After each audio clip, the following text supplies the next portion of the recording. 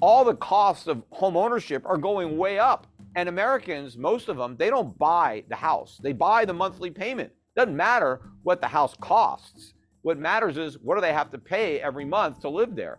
And that's going to go way up, even as prices go down. And of course, the falling prices creates a big problem for the people who own homes, who have borrowed against the homes, or a big problem for banks who have loaned against those homes. And now the homes lose value, and the guys that live there don't want to stay there. And now they have to sell these homes in a market where mortgage rates are way up, and so people can't afford to buy them. So it's a real disaster that's coming in housing, but it's not going to reduce inflation. Inflation is going to go up even as the economy goes down. So, the Fed has put us into a box, and there is no way out. And I've been warning about this for more than a decade. I knew exactly where we would end up. I just didn't know how long it would take to get there, or maybe the exact route we would take, but I knew where we would ultimately end up, and that is exactly where we are. What is your solution to that? Do you think we should have never had QE? Should we just not have a Federal Reserve to begin with? What's the Peter Schiff solution to this? Yes, we would be better off had we never created the Federal Reserve in 1913. But, it's possible that we could have created something even worse. But the way they originally envisioned the Federal Reserve wasn't that bad. The problem is they changed it, and because the original Federal Reserve Act, the Federal Reserve wasn't even allowed to buy U.S. Treasuries. It was prohibited by law from even owning them. And of course, the original Federal Reserve notes were backed by gold, 40% gold, 100% commercial paper. And the mission of the Federal Reserve was to have an elastic money supply. And what that meant was when the economy expanded, they would expand the money supply along with the economy. But then when the economy contracted, they were supposed to contract the money supply. But we don't do that.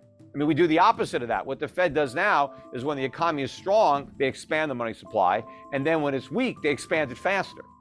Right? So it's not elastic. When that switch occurred, when did we start doing the exact opposite of the initial, I don't know exactly, but certainly probably during the Depression, everything started, with Roosevelt in the 30s, and then really kicked into gear in the 60s with the Great Society programs and the War on Poverty and the Vietnam War. And, that's why we had the big outburst of, price inflation, in the 1970s.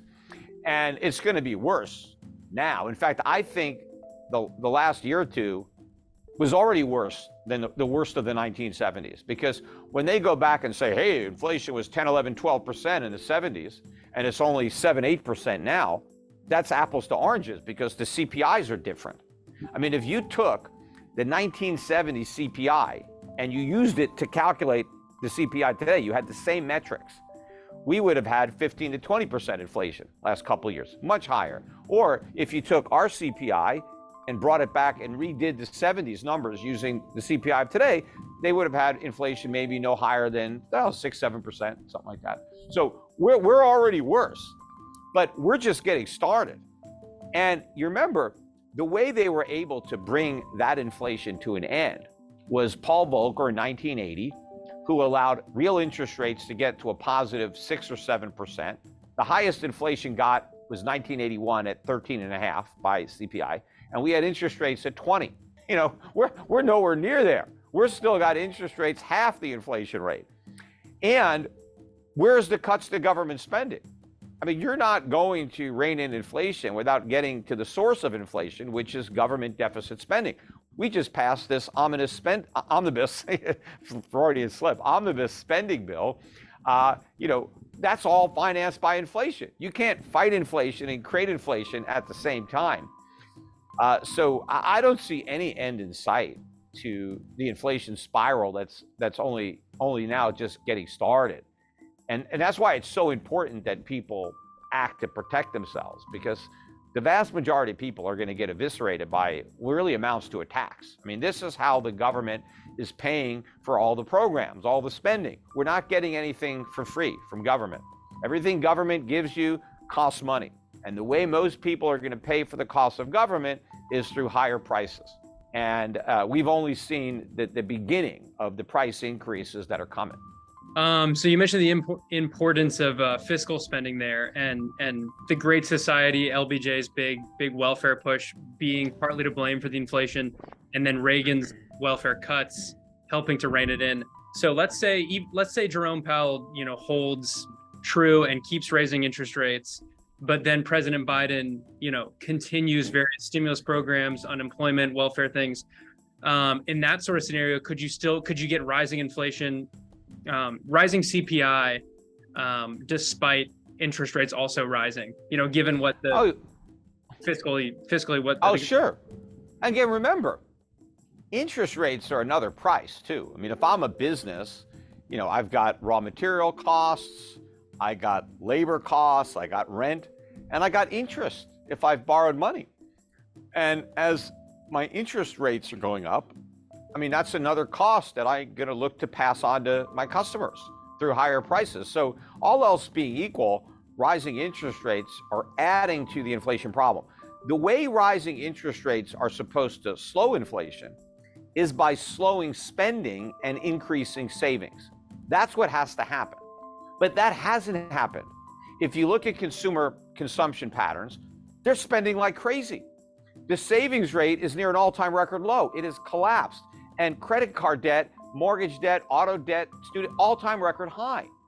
So the rising rates have done nothing to alter consumer behavior. And so they're going to do nothing to bring down inflation. The only thing that's happened is we've had a pullback in commodity prices, oil prices, other things that moved up the most, the quickest, they've pulled back. And so that's creating some hope that maybe we've seen the worst of the inflation and now it's coming back down. But no, those prices are going to consolidate and hit new highs, probably even this year. And the other thing that's causing some hope is that real estate prices are finally coming down. But that doesn't matter, right? Real estate prices are not even part of the CPI. What's part of the CPI? Owner's equivalent rent. So, and that still has a long way to go up.